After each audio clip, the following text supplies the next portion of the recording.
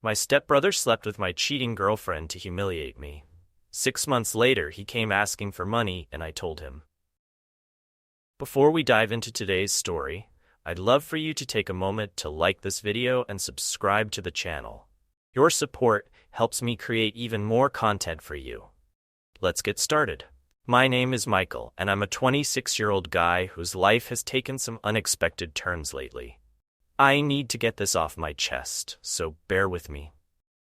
For the past year, things have been going incredibly well for me professionally. I work as a freelance graphic designer, and I've been landing some high-paying gigs. It's gotten to the point where I've even set up my own graphic design studio with 23 employees. My parents are thrilled about my success, especially considering how much I used to struggle growing up. I was always the black sheep of the family. My older stepbrother, Liam, who is 30, and my younger sister, Sarah, who is 24, were the stars. Liam was an average student, but he was athletic, charismatic, and popular. Sarah was the brainiac, always bringing home straight A's and making the honor roll. As for me, I was terrible at school and awkward around people. The only thing I excelled at was art. Liam never let me forget how much of a failure I was in his eyes. He'd constantly tease me, saying things like, "Hey loser, still can't figure out basic math," or "I bet you'll be living in mom and dad's basement forever." One time in high school, I mustered the courage to ask a girl to the dance, and Liam overheard. He laughed in my face and told everyone at school that his pathetic little brother actually thought he had a chance with a girl. I was so embarrassed that I skipped school for a week. Another time, during a family barbecue, I was excited to show everyone a painting I had been working on for weeks. Liam took one look at it and said, "Wow, did a kindergartner paint that?" Everyone laughed, and I felt my face burning with shame. I went to my room and didn't come out for the rest of the day. Our parents tried to be supportive, but I could tell they were disappointed in me. They'd praise Liam for getting C's and Sarah for her perfect grades, then awkwardly change the subject when it came to my report card. Family gatherings were the worst. Relatives would fawn over my siblings' accomplishments while giving me pitying looks. I'd overhear comments like, "Poor thing, he's just not as bright as the other two, is he?" Despite all that, I knew I had talent in art and design. I decided to pursue graphic design as a career, even though my family thought it was a waste of time. The first few years were tough. I worked part-time jobs to make ends meet while trying to build a portfolio. Liam would make snide comments about how I should get a real job and stop playing around with crayons. I remember one particularly bad fight we had about it. I had just finished a small logo design job for a local business, and I was proud of my work when I showed it to my family. Liam scoffed and said, "That's it? That's what you wasted 4 years of college on? I could do that in 5 minutes with Microsoft Paint." His words stung, but I tried not to let it show. Things started to turn around when I met Emma, a 26-year-old woman in college. She noticed me sketching between classes and asked if I could draw her portrait. I was nervous, but agreed. When I showed her the finished drawing, her eyes lit up and she said it was the best portrait anyone had ever done of her. We started hanging out more after that and eventually began dating. Emma believed in me when no one else did. She encouraged me to keep pursuing my passion for design.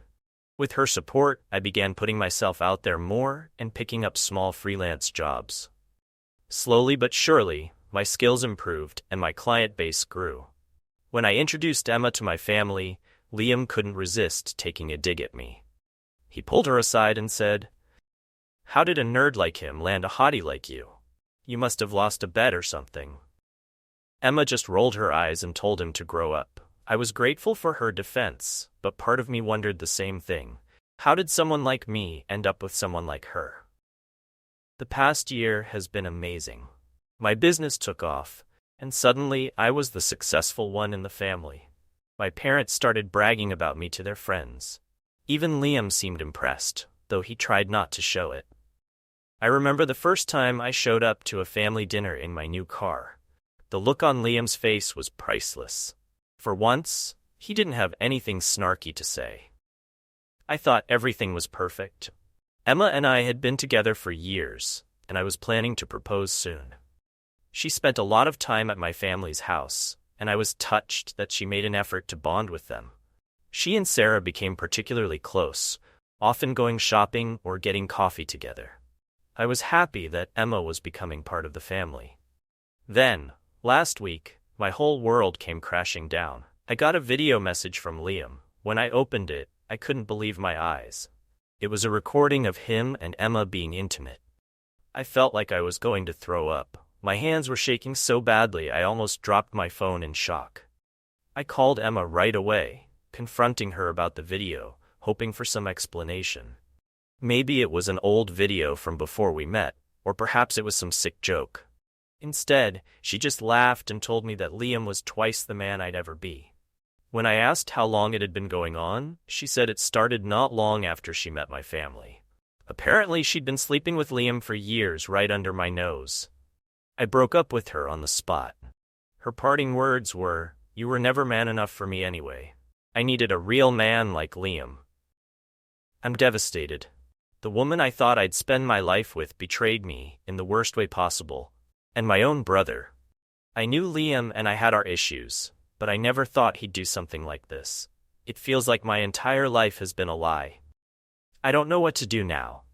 My business is doing great, but my personal life is in shambles. How do I face my family knowing what Liam did? How do I trust anyone again after what Emma did? I feel lost and alone, like that awkward failure of a kid all over again. Every time my phone rings, I feel a surge of anxiety. Part of me hopes it's Emma calling to say it was all a mistake, but I know that's just wishful thinking. I can't eat, I can't sleep. I've been throwing myself into work, staying at the office until late at night, just to avoid going home to an empty apartment. I haven't told my parents or Sarah what happened yet. I'm not sure how to even begin that conversation. Will they even believe me, or will they think I'm making it up out of jealousy? Update 1. It's been a month since I found out about Emma's betrayal with my stepbrother Liam. I want to thank everyone who commented on my original post.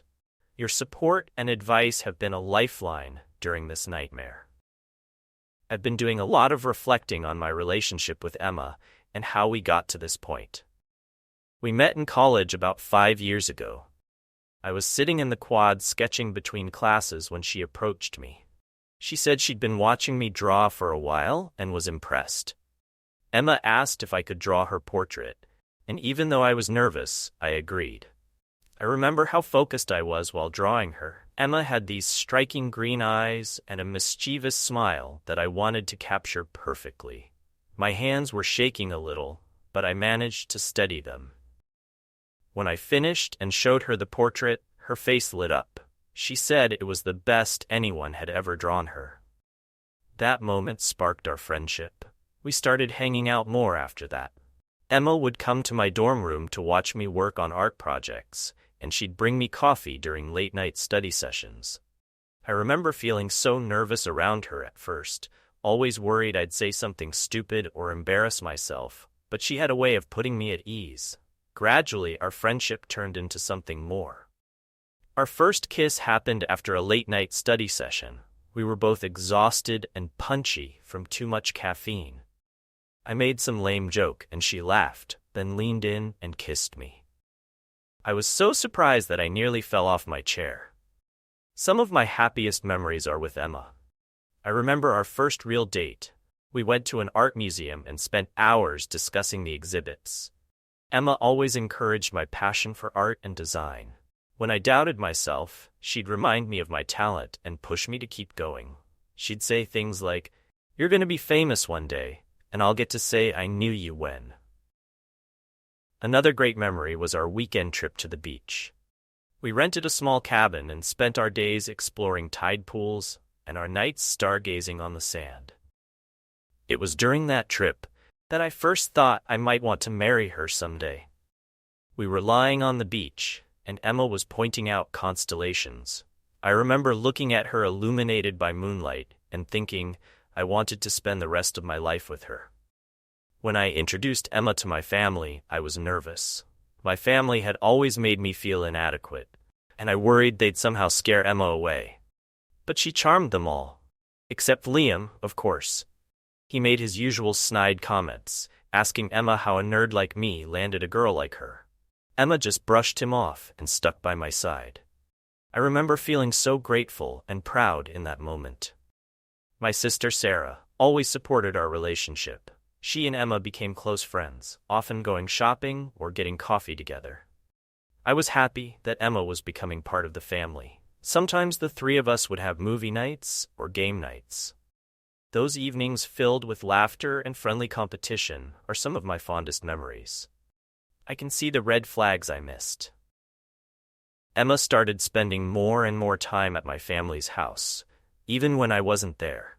She said she was just bonding with my parents and sister, and I believed her. I never suspected she was actually getting involved with Liam during those visits. Now I wonder how many of those girls' days out with Sarah were actually secret rendezvous with Liam. There were other signs, too. Sometimes Emma would be oddly defensive of Liam when I complained about him. She'd say things like, "He's not so bad once you get to know him," or, "Maybe you're being too sensitive." I brushed it off, thinking she was just trying to keep the peace in the family. Now, a month after the breakup, I'm trying to focus on my work. My business has been booming, with new clients coming in every week. I've been throwing myself into projects, working long hours to keep my mind off everything. It's exhausting, but it's better than sitting at home alone with my thoughts. I set up a home office so I could work from home when needed. It's been helpful to have a space where I can be productive without facing the outside world. I've been avoiding social media and most of my friends. I just can't bear to see happy couples right now, or to answer questions about where Emma is. But yesterday, something happened that pushed me over the edge. I came home in the evening to find my home computer completely fried. Smoke was coming out of it, and the smell of burnt electronics filled the air. I knew immediately that this was Liam's doing. He's always been tech-savvy and has a history of pranks that go too far. I was furious. Not only had Liam betrayed me with Emma, but now he was actively trying to sabotage my work. All my current projects, client files, and backups were on that computer. Months of work potentially lost. I stormed over to my parents' house where Liam still lives to confront him. When I got there, Liam was lounging on the couch, smirking. My parents were in the kitchen. I demanded to know why Liam had destroyed my computer. He just shrugged and said, "Prove it was me." That smug look on his face made me want to punch him. I turned to my parents, expecting them to back me up or at least be concerned. Instead, they seemed annoyed that I was causing a scene. My dad said, Now, I'm sure it was just an accident. These things happen with computers." My mom chimed in, "Maybe you should have been more careful with your equipment." I couldn't believe it. After everything Liam had done, they were still taking his side. It was like I was that insignificant little brother again. My feelings and concerns dismissed, I felt like I was suffocating, as if the walls were closing in on me. That was the last straw. I realized that no matter what I achieved in life, my family would never truly support me or take my side against Liam. So I made a decision right then and there. I went home, packed my bags, and left. I've moved into a small apartment across town. It's not much, but it's mine, and it's far away from all the drama. I'm going to focus on my business and on healing from all this betrayal. I've blocked Liam's number and told my parents I need some space. It hurts to cut ties with my family, but I think it's necessary for my mental health. I'm not sure what the future holds, but I know I need to prioritize myself for once. No more being the family punching bag. No more letting Liam's words get to me. No more seeking approval from people who will never give it. I'm scared, if I'm being honest. I've never really been on my own before, but I'm also hopeful. For the first time in my life, I feel like I'm taking control of my own story. It's been 6 months since I moved out of my family's house and started living on my own. I want to thank everyone again for their support and advice. Your words have been a source of strength during this difficult time. These past months have been surprisingly peaceful. I've been focusing on my work and on healing. My business has continued to grow, and I've even landed a few major clients. One of them is a well-known tech company that wants me to redesign their entire brand identity. It's a huge project, and I'm both excited and nervous about it. I've also started seeing a therapist to work through my trust issues and family trauma. It's been helpful to have a neutral party to talk to about everything. We've been working on building my self-esteem and setting healthy boundaries. It's a slow process, but I'm making progress. I thought I was finally putting all the drama behind me, but life had other plans.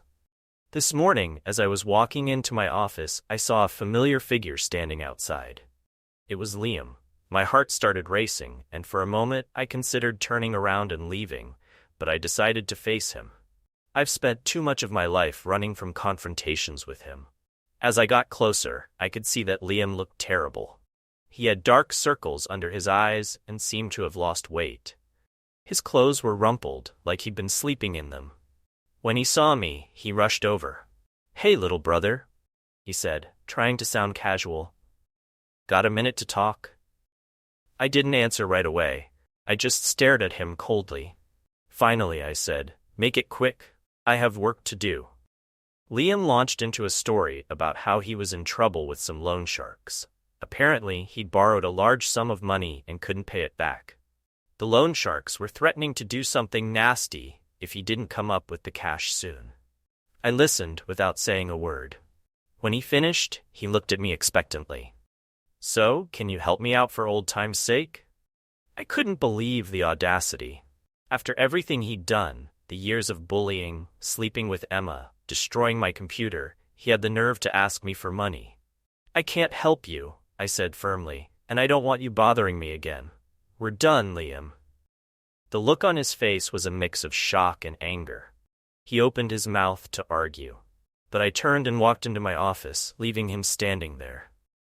I thought that would be the end of it, but over the next few days, my phone was flooded with calls and messages from my parents.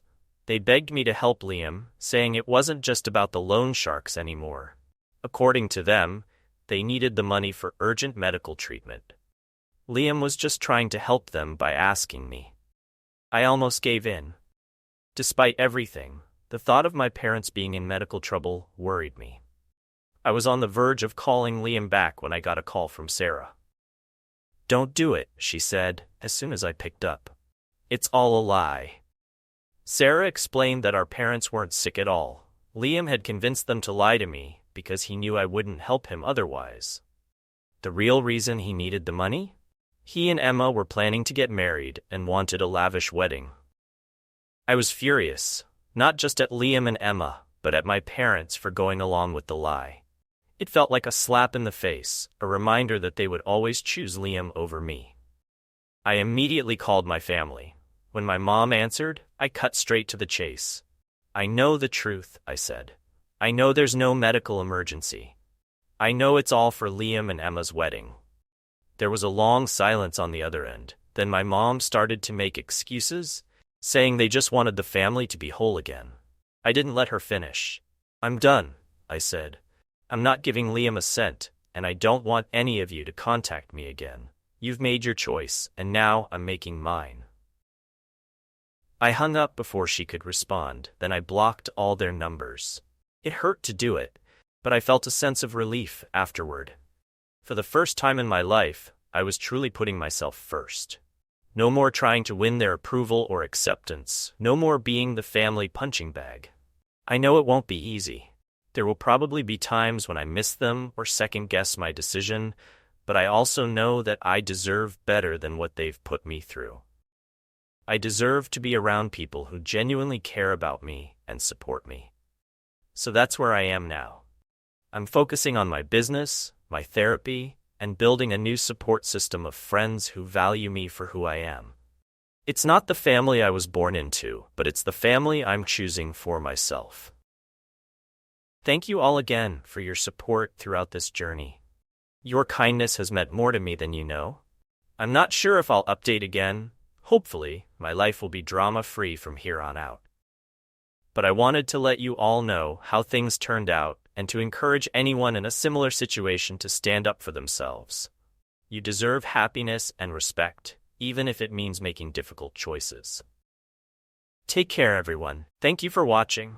Don't forget to like, subscribe, and hit the notification bell so you never miss our next video. See you next time.